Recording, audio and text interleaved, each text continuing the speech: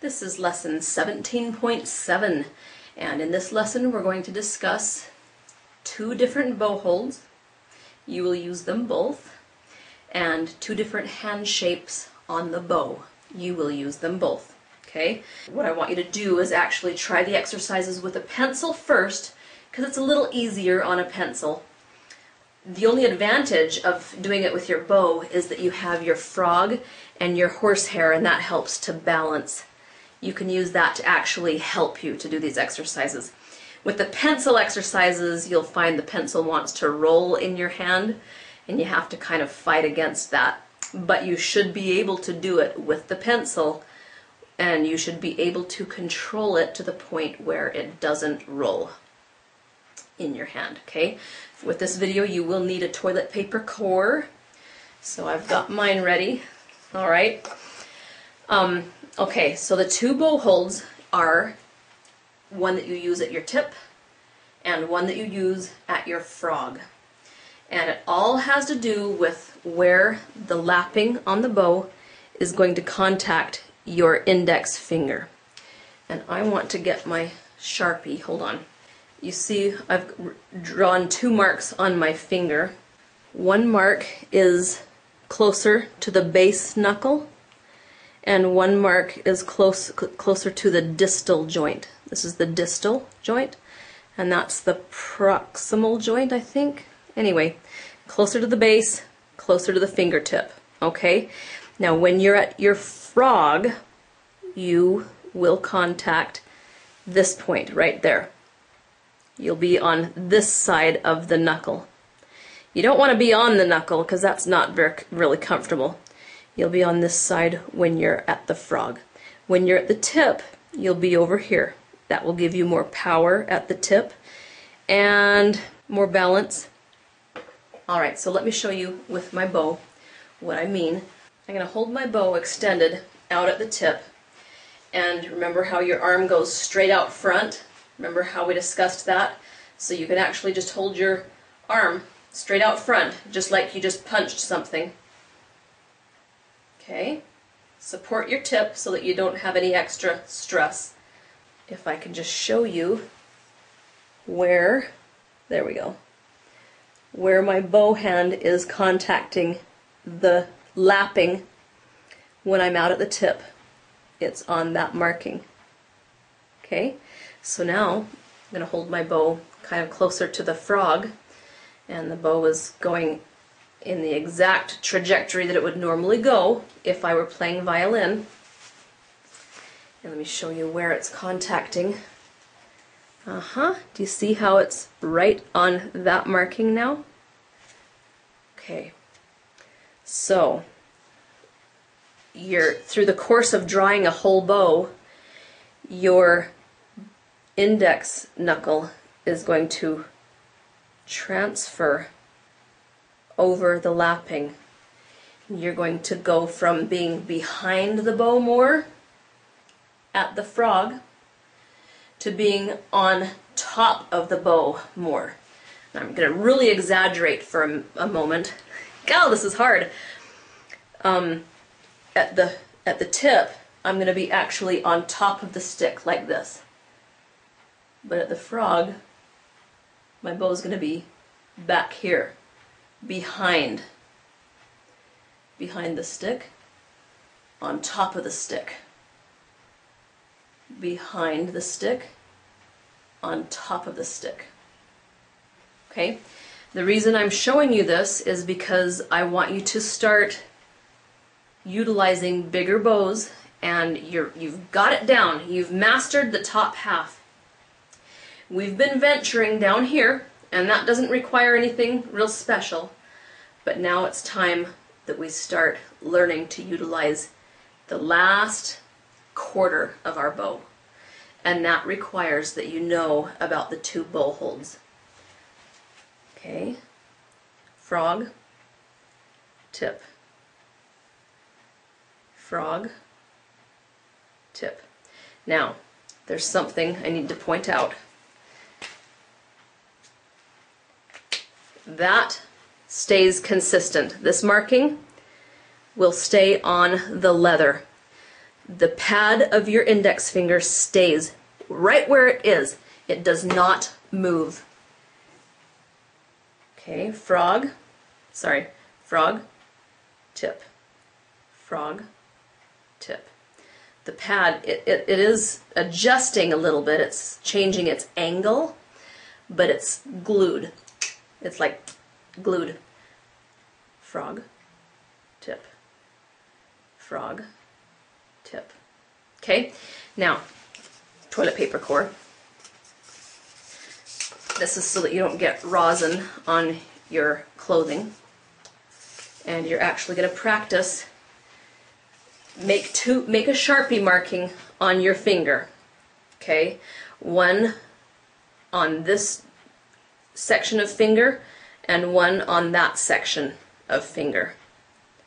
It doesn't have to be exact. You should just have one marking on either side of that joint. Okay? Alright, grab your toilet paper core. Now, we should be contacting this marking right there. Sorry, I made a smear. Should be contacting the distal marking. Distal. Start to rotate. Proximal. And base knuckle. You're on top of your bow. More on top. I was exaggerating before. You're more on top of the bow. Okay, now go to the frog again. Distal. And you're behind the bow. And your fingers are curved. Okay, go out to the tip again. See, now my pinky lets go because I'm not tall enough. It lets go. My fingers are straight. More straight. You see how straight they are?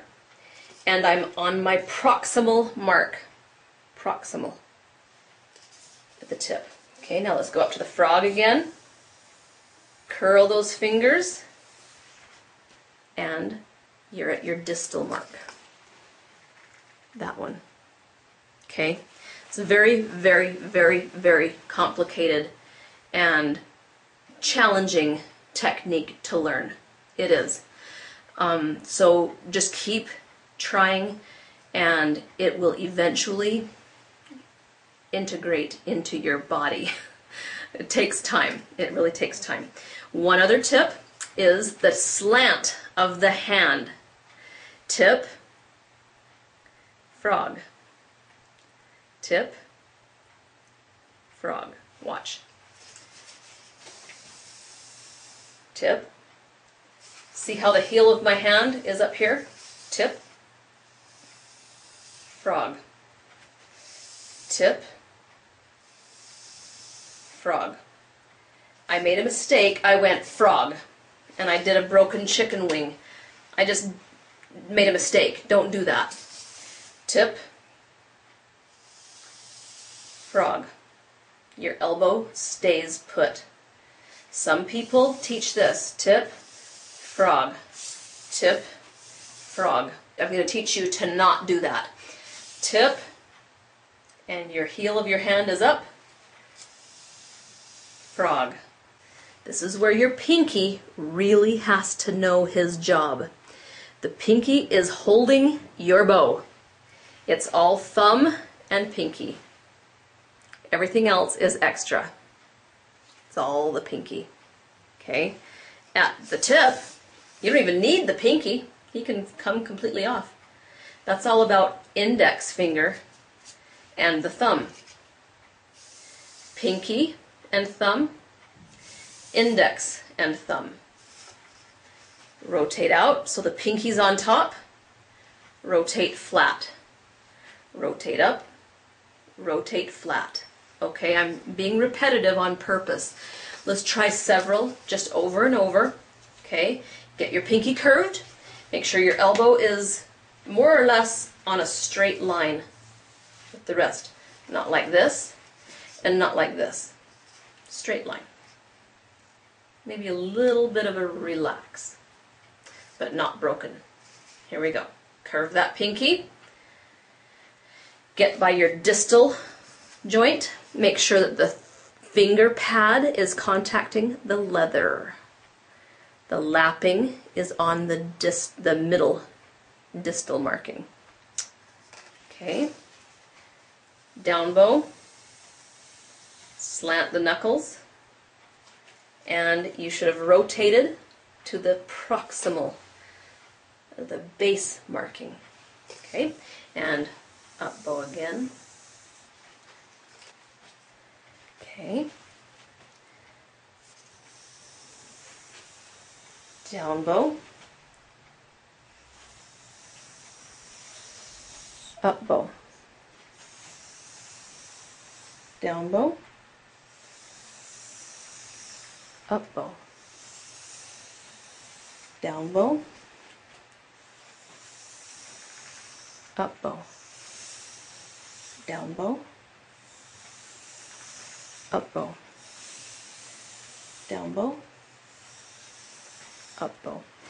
Also, when I'm actually playing, I don't do quite that much motion. I don't roll clear over and clear back and clear over. It's more subtle than that. Okay? So don't overdo it, but you should be crossing over that knuckle. Okay? That's all there is to that concept. Toilet paper roll is essential. Now, the two hand shapes are covered in the YouTube video, but I will briefly discuss them with you now. First hand shape is with these knuckles pointing out, and this knuckle is straight. The second hand shape is with these knuckles flat and these knuckles pointing out. Okay, so do shape number 1 with your bow hand. Shape number 2. Shape number 1. Number 2. Number 1. Number 2. Number 1. Number 2. Up bow shape. Down bow shape. See that curved pinky? That's how you look at the frog. Up bow shape. Down bow shape. Okay, now watch. Is that starting to look familiar? Starting to look like the coveted collé motion? Okay, that's the jellyfish, and you're going to learn that in the YouTube video. And basically, you can practice this after you do the jellyfish exercise from the video, and you get really smooth like Karate Kid. Okay, then after you do the initial exercises, you can plug it in to the toilet paper core. Flat knuckles. Whoops, I went out of my toilet paper core. Tall knuckles. Flat knuckles. Tall. Flat, tall, flat, tall, flat, tall. It's not really flat, tall, I'm just transferring the bend. The bend is here, then the bend is there. Then there, then there. Okay? Down bow, up bow. Down bow, up bow. Do it with me a few times in the air. Down bow, up bow. Down bow, up bow. Keep your elbow put. Down, up. Down, up. Middle knuckles, base knuckles. Middle, base. Down, up, down, up, down, up. A little wrist, a little help from the wrist, but not very much. If you flop your wrist around, you're gonna sound like you're flopping your wrist around. So learn to do it from the knuckles. All right? Now, like I said, this is a complicated concept, and there's a lot involved with it. So just work with it. If it feels horrible, you're probably doing it wrong. When it starts to feel like it's in line and like it's in a groove and like things are balanced, you're probably doing it right. Okay? Sometimes the biggest problem is that you're doing too much or you're trying to exaggerate. So try to do things in small small doses. Okay? If you have questions, you're more than welcome to ask me. Good luck with this. This will take most of you 4 months, in the neighborhood of 4 months. And some people it can take 8 months. It's just different for different people, but it's not something that comes overnight. Okay? So be patient, keep working on it, and ask me any questions that you might have. I'll see you in the next lesson.